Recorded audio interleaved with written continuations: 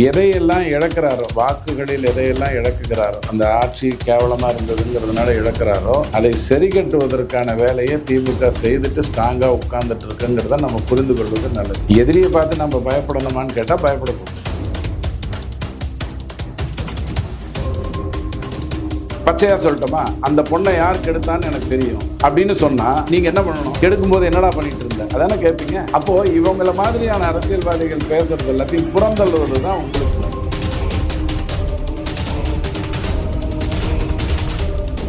கும்படி பூட்டி தாண்டாதவா திமுக மாதிரி. அப்ப நான் மாநில அரசுக்குள்ள வரணும்ன்றாங்க. குடும்பத்துக்குள்ள பிரிச்சுக்க போறாங்க. அக்கா தங்க பிரச்சனை.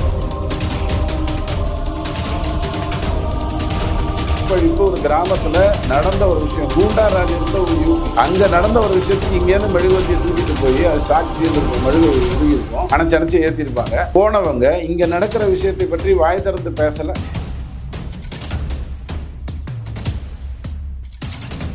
போட்டி கீட்டிலாம் கிடையாதுங்க, வெறும் பேட்டி தான். என் மகன் வரமாட்டான்னு கருணாநிதி ஐயா சொன்னாரு, என் மகன் வரமாட்டான்னு ஸ்டாலின் ஐயா சொன்னாரு, நான் வரமாட்டேன்னு உதயநிதி சொன்னாரு. இன்னைக்கு எல்லாரும் திமுகங்கிறது ஒரு மன்னராட்சி. அங்க எங்க எப்படி நடக்கும் எது நடக்கும்னு யாருக்கு தெரியும்? அதிக சீட்டு வாங்கினது திருமாவளவன், அது பாராட்டுக்கு. வெற்றி பெற வேலையை பார்க்கணும்னா கவுத்து விட்டுருவாங்கல்ல. இவ்வளவு அராஜகம் பண்ண திமுக அவங்களை ஜெயிச்சு விட்டுருவாங்க. 2021 IUML எதுக்கு 3 சீட்லயும் தோத்துது? இவங்க தான் முஸ்லீம் காவலர்களாச்சு. மாநில கட்சியாக மாற்றிய பெருமை அண்ணாமலை. இது தேசிய கட்சி கதையெல்லாம் இங்க விடாத. நான் அவருக்கு சொல்லியிருக்காரு, மாநிலங்களுக்கான குரல்களை நேரடியாக கொடுத்தால்தான் என்ன ஒருத்தன் மதிப்பான்னு சொல்லி அழகாக ஸ்ட்ராட்டஜைஸ் பண்ணவர் அண்ணாமலை. தமிழகத்தில் தேர்தல் களம்ன்றது தினந்தோறும் பரபரப்பை ஏற்படுத்திட்டு இருக்கு. இந்த நேரத்தில் இன்னமும் அந்த திமுக கூட்டணியில் பார்த்தீங்கன்னா தொகுதி எதிர்ப்பு பங்கிட்டு பண்ணியிருந்தாலும் யாருக்கு எந்த தொகுதி அப்படின்றத பார்த்தீங்கன்னா இறுதி செய்யப்படவில்லை அப்படின்ற ஒரு தகவல் வந்துட்டு இருக்கு. உங்களோட பார்வை என்ன? 3 விஷயத்த அதிமுக, பிஜேபி, திமுக ஒரு தீய சக்தின்னு நினைக்கிற அத்தனை பேரும் புரிந்து கொள்ளும். ஒன்று, இஸ்லாத் அமைப்புகள் அனைத்தையும், சின்னதோ பெருசோ அனைத்தையும் திமுக கூட்டணிக்குள்ள கொண்டு வந்துட்டார். 2வது, கிறிஸ்துவர்களுக்கு என்னென்ன பண்ண முடியும், அதை எப்படி வாக்குகளை பிரிக்க முடியும், பாமக வாக்கு பிரிக்கிறதுக்கு என்ன பண்ணணும் அப்படின்னு ஒவ்வொரு கட்சியினுடைய வாக்குகளை பிரிப்பதற்கான வேலைகளை செய்து முடிச்சிட்டார். இதெல்லாம் விட ரொம்ப மோசமா யாரும் பேசாத ஒரு விஷயம் என்னன்னு கேட்டா, உங்க கனவை சொல்லுங்கள்னு ஒரு திட்டத்தை கொண்டு வந்தார். அது மூலமா கிட்டத்தட்ட 1,10,00,000 பேருக்கு மேல கனவுகளை சொன்னாங்கன்னு சொன்னாங்க. இதெல்லாம் புருடா. ஆனால் அதுல கிட்டத்தட்ட 30,00,000 பேருக்கு 20,000க்கு கம்மியான கனவு தான் இருந்தது. ஒரு வண்டி வாங்கணும், ஒரு சைக்கிள் வாங்கணும், ஒரு கிட் பேக் வாங்கணும், அந்த மாதிரி. அதை சைலண்டா நிறைவேற்றிருக்காங்க தன்னுடைய காசுல இருந்து. சிலதெல்லாம் அரசுலேருந்து ஆல்ரெடி கொடுத்துருப்பாங்க. ஒரு 20-25% தன் காசை போட்டு நிறைவேற்றிருக்காங்க. இந்த 20,000 30,00,000 வாக்கு ஒரு பக்கம் அவங்க திமுக கான்ஃபிடென்ட்டா நம்பிட்டு இருக்காங்க. அவங்க கனவை நிறைவேற்றிட்டேன், அதனால எனக்கு தான் ஓட்டு போடுவாங்கங்கிற ஒரு விஷயம். இதை தவிர ஒரு 20,00,000 பேருக்கு லேப்டாப் கொடுத்தது. இதை தவிர தெலுங்கு லாபி அப்படின்னு ஒன்று இருக்கு, 42,00,000 வாக்குகள் இருக்கு. பிரேமலதாவை உள்ள கொண்டு வந்து அந்த தெலுங்கு லாபியை நான் ஸ்ட்ராங் பண்றேன்னு சொல்லி எதையெல்லாம் இழக்கிறாரோ, வாக்குகளில் எதையெல்லாம் இழக்குகிறாரோ, அந்த ஆட்சி கேவலமா இருந்ததுங்கிறதுனால இழக்கிறாரோ, அதை சரி கட்டுவதற்கான வேலையை திமுக செய்துட்டு ஸ்ட்ராங்கா உட்கார்ந்துட்டு இருக்குங்கிறத நம்ம புரிந்து கொள்வது நல்லது. எதிரியை பார்த்து நம்ம பயப்படணுமான்னு கேட்டா பயப்படக்கூடாது. ஆனா அவன் என்ன ஆயுதத்தை வைத்திருக்காங்கிறது நமக்கு தெரியணும். தெரியலன்னா நாம கராத்தேல சண்டை போடுவோம், அவன் துப்பாக்கியில சுட்டு போயிட்டே இருப்பான். அதனால அந்த விஷயத்த மனசுல ஸ்ட்ராங்கா வைத்துக் கொள்ளுங்கள் அப்படின்னு சொல்லுவோம். அப்போ நாம் என்ன செய்யக்கூடாது? இந்த அண்ணாமலை ரசிகர்கள்ன்ற போர்வையில நிறைய திராவிட மாடல்ஸ் உள்ள நுழைஞ்சிருக்கு. அண்ணாமலைக்கு சீட்டு கொடுக்கலன்னா நான் ஓட்டு போட மாட்டேன்னு சொல்றாங்க. இவங்களுக்கு பிஜேபினா என்னன்னு தெரியல, RSSனா என்னன்னு தெரியல, இந்துத்துவானா என்னன்னு தெரியல. இங்க எங்கேயுமே காரியகர்த்தாக்கள் தான். பேசிட்டு இருக்கிற நானு அடுத்த செகண்ட் இறந்துட முடியுங்கிற உண்மையை புரிந்துட்டு பேசுறேன். இதுதான் நம்ம லைஃப். அப்போ அவருக்கு வாய்ப்புகளை அவருக்கே அருமையா ஏற்படுத்திக்க தெரியும். ஏன்னா அவர் படித்தவர், மெத்த படித்தவர், அரசியல் களத்தை பார்த்துட்டவர். அவர் வேலையை அவர் ஒழுங்கா பண்ணிக்கிட்டு இருக்காரு. நக்சல்பாரி கேஸுங்கெல்லாம் தான் உள்ள அண்ணாமலையை நீங்க போட்டி போடலன்னா நான் ஓட்டே போட மாட்டேன். யோசிச்சுக்கோங்க. சமூகத்தினுடைய சீரழிவாகவும் நாட்டினுடைய பிரிவினைவாதமும் தலை தூக்கும்னா அது தென்னகத்திலிருந்து, தமிழ்நாட்டிலிருந்து, திமுக இருந்து தான் தலை தூக்கும். அறிவு கட்டத்தனமா எதையாவது பேசி வருகின்ற வாக்கு அதிமுக என்டிஏக்கு வருகின்ற வாக்கை கேவலப்படுத்தியோ அல்லது உதாசீனப்படுத்தியோ அல்லது ட்ரிவலைஸ் பண்ணியோ நீங்க ஏதாவது பண்ணுவீங்கன்னு சொன்னா அது 2% இருந்தாலும் பாதிப்பை ஏற்படுத்தும். கிட்டத்தட்ட 69 தொகுதியில சென்ற தேர்தலில் 10,000க்கு கம்மியான வாக்குகளில் திமுக பிரதானமா வெற்றி பெற்றிருக்கு, மற்ற கட்சிகளும் வெற்றி பெற்றிருக்கு. கொடுக்கப்பட்டிருக்கிற இந்த 27 தொகுதி பிளஸ் ஒரு 5 தொகுதி தாமரை சின்னத்தில் நிக்கிறதுல 4 தொகுதி ஏற்கனவே பிஜேபி வெற்றி பெற்றது தான். அங்க திரும்பி தோக்கிறதுக்கான அவசியம் இல்லை. கண்டிப்பா அந்த தொகுதிகளை கவனிச்சிருப்பாங்க. ஆனால் ஒரு 10 தொகுதியில் அவங்க தோத்தது வெறும் 4,000-5,000 வாக்குகளில் தான். இந்த கொடுக்கப்பட்டிருக்கிற 27 பிளஸ் 5 தொகுதி, இந்த தாமரை சின்னத்தில் போட்டி போடுகின்ற அந்த 5 தொகுதி 32 தொகுதியில சென்ற முறை கிட்டத்தட்ட 10 தொகுதியில 5,000க்கு கம்மியான வாக்குகளில் ஒரு தொகுதி மட்டும்தான் 12,000. இதை தயவு செஞ்சு புரிஞ்சுக்கோங்க. நீங்க பேசுறதுனால நீங்கள் சொல்லுகின்ற கருத்துனால உங்களுக்கு ஒன்றும் பாதிப்பு இல்லை. நீங்க மாட்டுக்கு பேசிட்டு சாப்பிட போயிடுவீங்க. ஆனால் அதை கேட்கிறவன் கொஞ்சம் மனசு கலங்கினா கூட எடப்பாடி வரக்கூடாதுங்கிற கேள்வியை முன்வைத்தான்னா திமுக உள்ள வந்துருங்கிற கேள்வியை புரிந்து கொள்ளணும். இது தெரிந்து கொள்ளாமல் இந்த தேர்தலில் நீங்க யாராவது பேசிட்டு இருப்பீங்கன்னா உங்களுக்காக வருத்தப்படுறத தவிர வேற வழி இல்லை. ஸோ திமுக ஸ்ட்ராங்கா இருக்கா? எந்த நம்பிக்கையில இவ்வளவு அசிங்கப்படுத்துது, கூட்டணி கட்சிகள் எல்லாம் கேவலப்படுத்துது, தேமுதிகவுக்கு 10 சீட்டை தூக்கி அள்ளி கொடுக்குது, அவங்களே 8 தான் கிடைக்கும்னு நினைச்சுதான் 10 கேட்டிருப்பாங்கிற நிலைமையில அப்படின்னா இந்த கெத்து எல்லாம் அந்த 3 விஷயத்துல வருது. இஸ்லாத் சகோதரர்களின் வாக்குகளை அள்ளுவதற்கும் இந்த 16 தொகுதி அமைச்சர் தொகுதி உடன்பாட்டில் சரி பண்ணலன்னு ஒரு கருத்தை ஏற்படுத்தி தான் பண்ண தப்ப அடுத்தவன் பண்ண மாதிரி காட்டிக்கிற அந்த தப்பு. 3வது கிட்டத்தட்ட 60 லட்சம் வாக்குகளை கனவின் மூலமாக கனவை நிறைவேற்றுவேன்னு ஒரு 30 லட்சமும் லேப்டாப் கொடுத்து ஒரு 20 லட்சமும் மற்ற விஷயங்கள்ல 10 லட்சமும் அவங்க ஆல்ரெடி சேவ் பண்ணியிருக்காங்க. அவங்க தேர்தலுக்கு போய் பணம் கொடுப்பாங்க. எப்படி கொடுப்பாங்கன்னா ஒரு பூத் ஸ்லிப் வச்சுக்கிட்டு முன்னெல்லாம் 10% கொடுத்தாங்க பாராளுமன்றத்தில் 2024. இப்ப 20% கொடுப்பாங்கன்னு நாம நினைச்சிட்டு இருக்கோம். பணம் கொடுக்கிற வேலையெல்லாம் அவங்க வேற விதத்துல பண்ணிட்டாங்க. இந்த கனவை நிறைவேற்றுறேங்கிற பேர்லயே கிட்டத்தட்ட 20 to 30 லட்சம் பேருக்கு அதெல்லாம் 20,000க்கு கம்மியா இருக்கக்கூடிய கனவுகள். இவங்களுக்கு அது ஜெகத் ரட்சன் சொன்னா ஒரு நாள் சாப்பாடு. ஆனால் அவங்களுக்கெல்லாம் அது வாழ்வியல். திமுக தான் எனக்கு கொடுத்தது அப்படிங்கிற ஒரு எண்ணம் அவங்களுக்கு வரும். இதையெல்லாம் புரிந்து கொள்ளாமல் தயவு செய்து பிஜேபிக்கு எதிராக, எடப்பாடிக்கு எதிராக, தேசிய ஜனநாயக கூட்டணிக்கு எதிராக எந்த கருத்துக்களையும் தெரிவிக்காதீங்க. ஏற்கனவே 4-5 நாளா பேசப்படுகின்ற விஷயம், நான் இப்பதான் அந்த விஷயம் வந்ததுக்கு அப்புறம் பேசுறேங்கிறதுக்காக சொல்றேன். 34 அமைச்சர்கள் இருந்தாங்க. அதுல 14 அமைச்சர்கள் கூட்டணி ஃபேஸ் பண்றாங்க. மீதி 20 யார் ஃபேஸ் பண்றாங்க? அந்த 20ல இருக்கிறதெல்லாம் திமிங்கலம். திண்டுக்கல் பெரியசாமி பெரிய திமிங்கலம் தான், நான் இல்லைன்னு சொல்லல. ஏவா வேலு பெரிய திமிங்கலம் தான், நான் இல்லைன்னு சொல்லல. பட் அங்க நீங்க ஸ்டாலின்ல இருந்து தொடங்கணும். அதை எதிர்நோக்கிறது அதிமுக. சோ நீங்க என்ன பேசணும்னு முடிவு பண்ணி ஊடகங்கள் மூலமா உங்ககிட்ட கொண்டு வர்றாங்க. அதையே நீங்க பேத்தினீங்கன்னா ஒண்ணுமே பண்ண முடியாது. இந்த பக்கம் காங்கிரஸ்க்கு 28 சீட்டுகள் ஒதுக்கிறதுனாலும் மீண்டும் 16 தொகுதியில நாங்க கைப்பற்றி இருக்கோம், அதே கடந்த முறை போட்டிடுது அப்படின்னு சொல்லி செல்வ பெருந்தகை பெருமிதமாக சொல்றாங்க. இந்த பக்கம் தேமுதிக 10 வாங்கியிருக்காங்க, அவங்களுக்கு ஒரு சீட்டு தான் இது வரைக்கும் உறுதிப்படுத்திருக்காங்க அப்படின்ற தகவல் வெளியில் வருது. என்னதான் போயிட்டு இருக்கு திமுக கூட்டணியில் சார்? தேமுதிக பொறுத்த வரைக்கும் 10 கொடுத்ததே தப்பு. அதுவே தப்பு. அந்த இடத்துல கம்யூனிஸ்டோ அல்லது விசிகாவோ அல்லது வைகோவுடைய ஆட்களோ அங்க வேலை செய்வாங்கன்னு சொன்னா அதுவே முட்டாள்தனம். ஒரு பக்கம் அதை விட்டுருங்க. இப்போ 18 தொகுதி நான் ஜெயித்த தொகுதி எனக்கு கொடுங்கன்னு கேட்டிருக்காங்க, கொடுத்துருக்காங்க. அதுல என்ன தவறு இருக்கு? இப்போ 4 தொகுதி பிஜேபி ஜெயிக்கும் போது அவங்களுக்கு அந்த 4 தொகுதி ஒதுக்கப்பட்டிருக்குங்கிறது நடந்தது தானே. இப்போ கேள்வி என்ன அப்படின்னா, இந்த 18ல திரும்பி அவங்க ஜெயிப்பாங்களாங்கிறது தானே. செல்வ பிறந்தகைக்கு இந்த அரசியல் தெரியாது. அவர் அரசியல் எல்லாம் பறக்க விடுற அரசியல் தானே, அது தேர்தலில் வேலை செய்யாது. அப்போ 28 தொகுதிகள் கொடுத்துருக்காங்க. அதுல அந்த 18ல 16 திருப்பி கொடுக்குறாங்கன்னா சந்தோஷமா வாங்கிக்கோங்க. ஏன்னா போன முறை நீங்கள் வென்றீர்கள், அதை வாங்கிக்கோங்க. திரும்ப வெல்வதற்கான சாத்தியங்கள்லாம் பண்ணியிருக்கீங்களா? ராகுல் காந்தி பொறுப்பா பேசியிருக்காரா? ஸ்டாலின் அருமையா ஆட்சி அமைச்சிருக்காரா? அதை போய் பாருங்க அப்படின்னு தான் செல்வ பிறந்தகைக்கு சொல்ல முடியும், வேற ஒன்றும். ஜோதிமணி அவர்கள் ஒரு மன வருத்தத்தை வெளிப்படுத்தியிருக்காங்க. அதாவது தமிழக காங்கிரஸ் பொறுத்த வரைக்கும் பார்த்தீங்கன்னா பொறுப்பாளர்களும் மாநில தலைவர் மட்டுமே காங்கிரஸ் கட்சி கிடையாது, கூட்டணியில் வெளிப்படைத்தன்மை இல்லை அப்படின்னு சொல்லி தெரிவிச்சிருக்காங்க. என்ன காரணம் சார்? நேற்று வரைக்கும் அவங்க ஏன் வெயிட் பண்ணாங்கன்னா, அவங்க கேட்டது கிடைக்கும்னு நம்பிட்டு இருந்தாங்க. கிடைக்கலன்னு உடனே அவங்க புலம்புறாங்க. தவறா எடுத்துக்காதீங்க. இவங்களெல்லாம் அரசியல்வாதி கேட்டகரிக்குள்ள கொண்டு வர்றதே தப்பு. சந்தர்ப்பவாதிகள் இவங்கெல்லாம். எப்படி ஜெயிக்கிறாங்கன்னே தெரியல அப்படிங்கிற அளவுக்கான ஒரு விஷயம். இவங்கெல்லாம் மூட்டை கட்டி அனுப்பப்பட வேண்டியவர்கள். நான் சொல்றது காங்கிரஸ் கட்சி தலைவர்ல இருந்து அத்தனை பேரையும் தயவு செஞ்சு அனுப்பிச்சு வச்சிடுறது தான் நல்லது.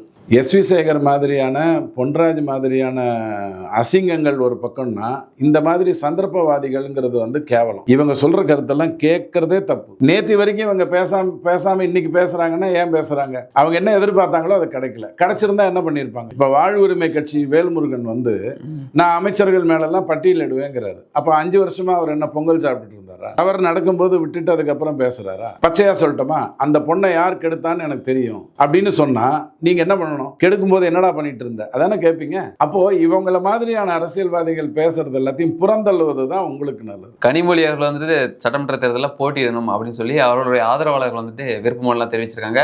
கோஷம் எழுப்பதாக தகவல் வந்துட்டு இருக்கு.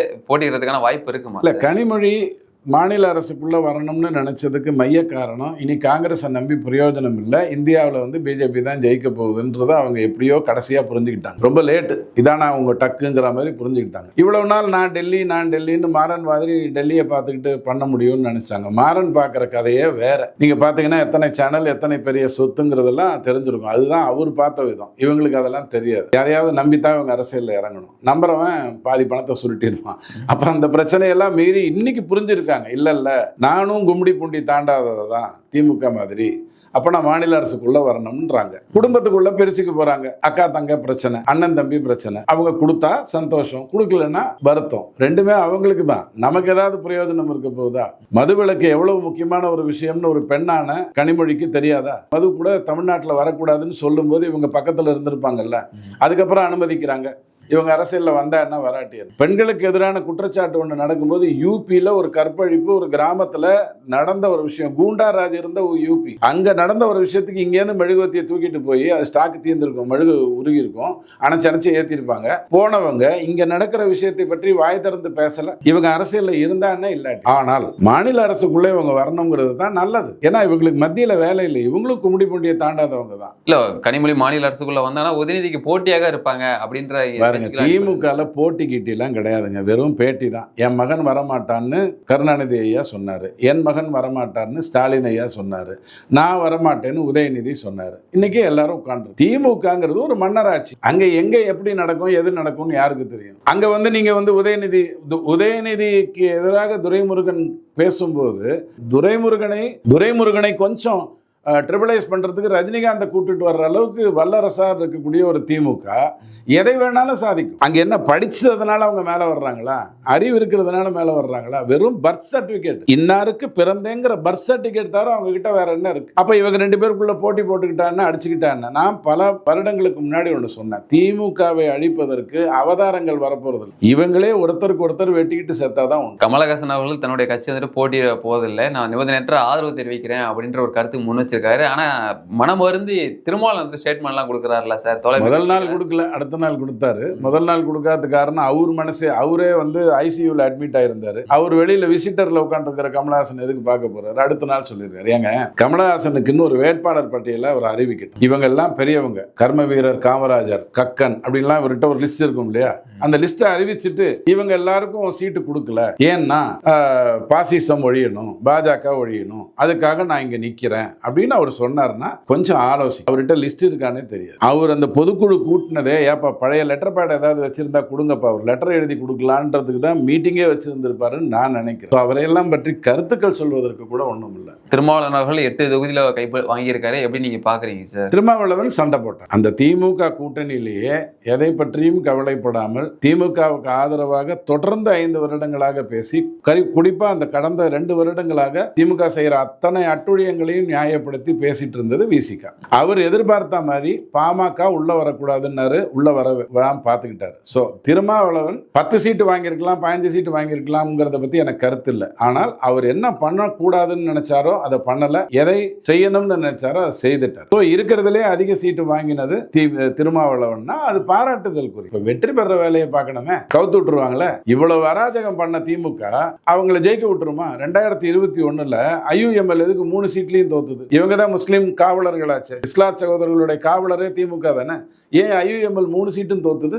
ஸோ இவங்க நினைச்சா வெற்றி பெற போறாங்க, இல்லைன்னா இல்லை. ஆனால் போராடுகின்ற வேளையில் இவ்வளவு பண்ணியிருக்கலாம் அப்படின்னும் போது இவ்வளவாது பண்ணது திருமாவளவன் தான். கம்யூனிஸ்டால ஒன்றும் பண்ண முடியல, காங்கிரஸால ஒன்றும் பண்ண முடியல. அதிமுக வந்துட்டு பல்வேறு வாக்குறுதிகளை கொடுத்துருக்காங்க. குறிப்பா அம்மா ஆட்சி காலத்தில் செயல்பட்ட வாக்குறுதி எல்லாத்தையும் மீண்டும் கொண்டு வரப்படும் அப்படின்ட்டு இருக்காங்க. வீடுதோறும் பார்த்தீங்கன்னா குளிர்சாதன பெட்டி வழங்கப்படும் குடும்ப அட்டைதாரர்களுக்கு அப்படின்ற கொடுத்துருக்காங்களே, இதெல்லாம் மக்களை கவரும்னு எதிர்பார்க்குறீங்களா? இங்கே பாருங்க, நான் ஒன்று கொடுக்கணும்னு முடிவு பண்ணிட்டேன். இப்போ நான் தாய் உள்ளம் கொண்டு கொடுக்கணும், இல்லைனா தாய்மானம் மாதிரி கொடுக்கணும், இல்லை போகிற கடன் வாங்கிட்டு கொடுக்கணும். 2.5 லட்சம் வருமானத்துக்கு கம்மியாக இருக்கிற ஒவ்வொரு குடும்பத்துக்கும் 4 வீடு கட்டி கொடுத்து, 3 மாடி அடுக்கு 4 வீடு கட்டி கொடுத்து, நீங்கள் 1ல் தங்கி மீதி 11ல் வாடகைக்கு விடுங்கன்னு சொன்னால் கூட தப்பு கிடையாது. 2.5 லட்சத்துக்கு கம்மியாக வருமானம் உள்ள ஒரு குடும்பத்துக்கு நீங்க எதை செய்தாலும் தப்பு கிடையாது, தப்பே கிடையாது. ஆனால் அதுக்கு மேல நீங்க எதை செய்தாலும் தப்பு. குடும்ப அட்டைதாரர்கள் அத்தனை பேருக்கும் நீங்க கொடுப்பேன்னு சொல்லும் பொழுது 2003ல் ஜெயலலிதா அம்மா எதுக்கு கலர் கோடு கொண்டு வந்தாங்கங்கிறத புரிந்து கொள்ளணும். அரிசி கார்டு, சக்கரை கார்டு, ஐடென்டிட்டி கார்டு, எதுவும் இல்லாத வெட்டி கார்டு, இப்படி 4 கார்டு கலர் வச்சு கொடுத்தாங்க. அப்புறம் அவங்க அதை செயல்படுத்தினாங்களா இல்லையாங்கிறது முக்கியம் இல்லை. ஆனால் 2020லையோ 21லையோ கோவிட் காரணம் காட்டி 19லையோ 20லையோ திரும்ப நீங்கள் அப்ளை பண்ணி அரிசி கார்டுக்கு வந்துக்கலான்னு சொல்லி கிட்டத்தட்ட 1,20,00,000 குடும்பங்கள் அரிசி கார்டுக்குள்ளே வந்திருக்கு. இப்போ நீங்கள் தமிழ்நாட்டில் போகிறவரனுக்கெல்லாம் ரேஷன் கார்டு கொடுக்கு. இப்போ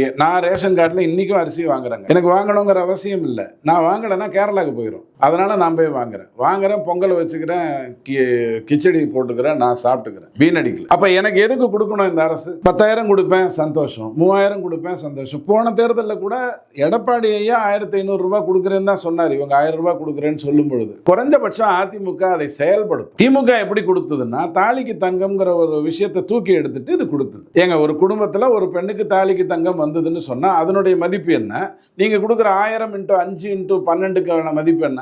அது இன்னைக்கு இருக்கிற ரேட்டுக்கு 5 பைசாக்கு பிரயோஜனப்படாது. 60,000 ரூபாய் 5 வருடத்துல நீங்க 1000 ரூபாய்னு கொடுக்கறதாக இருந்தால் இன்னைக்கு தாலிக்கு தங்கத்தினுடைய விலை என்ன? அப்போ அதை நீக்கிட்டு இது கொடுத்துருக்காங்க.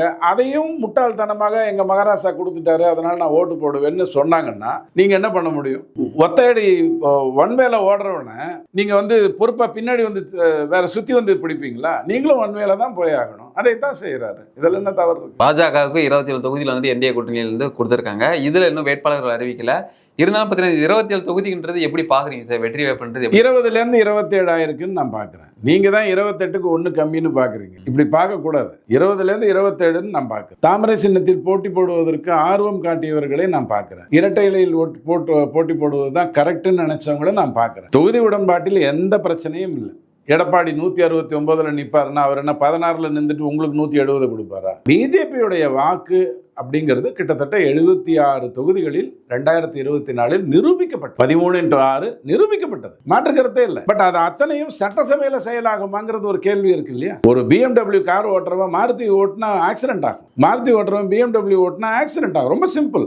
இது அவன் திறமையில தான் எல்லாமே இருக்கு. ஸோ இந்த 27 தொகுதிகளில் நான் முதல்ல 20 ஜெயிச்சேன்னா நான் அடுத்த முறை 52 கேட்பதுங்கிறது நியாயமா இருக்கு. அப்படித்தான் அதை பார்க்கணும். அதிமுக 91 வரைக்கும் தேசிய கட்சிக்கு அதிக சீட்டு, பாராளுமன்றத்தில் கம்மி சீட்டு அப்படின்ற ஒரு அடிப்படையில் செயல்பட்டுச்சு. ஜெயலலிதா அம்மாவுக்கு இருந்த கெத்து இந்த கதையெல்லாம் கூடாது. இங்கிருந்து நீ தான் போகணுங்கிற அவசியம் இல்லை, நாங்கள் போனாலும் பாராளுமன்றத்தில் பேசுவோம்னு சொல்லி காங்கிரஸுடைய சீட்டை குறைத்து வந்ததுனால தான் இன்னைக்கும் திமுகவில் 39ல் 9 சீட்டு தான் கொடுத்தாங்க. இதை மாற்றி அமைச்சது ஜெயலலிதா அம்மா. இதனால ஏதாவது தப்பு நடந்துதா? நல்லதுதான் நடந்திருக்கு. காங்கிரஸ்ல இருந்து பாராளுமன்றத்தில் போய் என்னத்தை கழட்டி மாட்ட போறாங்க? நம்மால அமிச்சாலாவது ஷேம்னு கத்துவாரு, குறுக்கிடுவாரு. நம்ம தயாநிதி மாறன்லாம் போனா நல்ல லவுட் ஸ்பீக்கர்ல பேசுவாரு. பிரயோஜனமாக இருக்கும் யாருக்கு? திமுக. சோ தேசிய கட்சிகளுக்கு என்ன பண்ணணும் அப்படிங்கறத ஆனால் பாஜக தேசிய கட்சியிலிருந்து மாநில கட்சியாக மாற்றிய பெருமை அண்ணாமலை. இது தேசிய கட்சி கதையெல்லாம் இங்க விடாத.